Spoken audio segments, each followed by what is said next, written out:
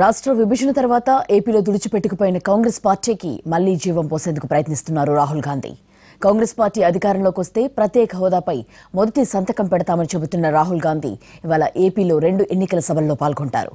విజయవాడతో పాటు కళ్యాణదుర్గంలో ఎన్నికల ప్రచారం చేస్తారు రాహుల్.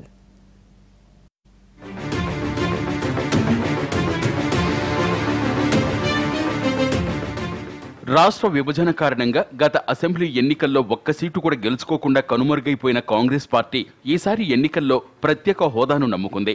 మోడీ హవా పడిపోయిందని, ఈసారి కేంద్రంలో కాంగ్రెస్ కూటమే అధికారంలోకి వస్తుందని బలంగా నమ్ముతున్న రాహుల్ గాంధీ ఏపీకి స్పెషల్ స్టేటస్ ఖచ్చితంగా ఇస్తామంటూ ఇప్పటికే హామీ ఇచ్చారు. ఈసారి ఎన్నికల్లో దాన్ని నినాదంగా అందుకున్నారు.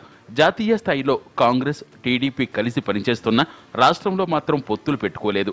ఏపీ ఎన్నికల్లో ఒంటరిగా పోటీ చేస్తున్న కాంగ్రెస్ పార్టీ రాహుల్ను ప్రచార బరిలోకి దించింది.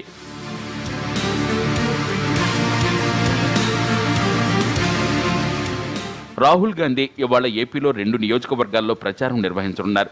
ఢిల్లీ నుంచి ఉదయం 10:45 గన్నవరం విమానాశ్రయం చేరుకుంటారు.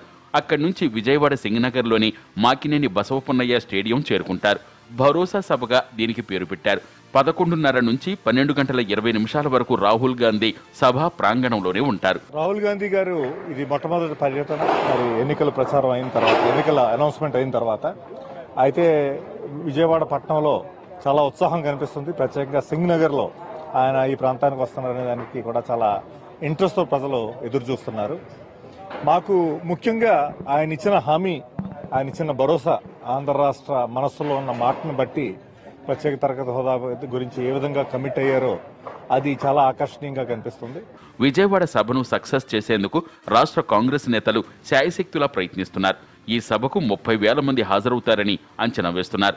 విజయవాడ సభను ముగించుకుని రాహుల్ గాంధీ అనంతపురం జిల్లాకు వెళతారు.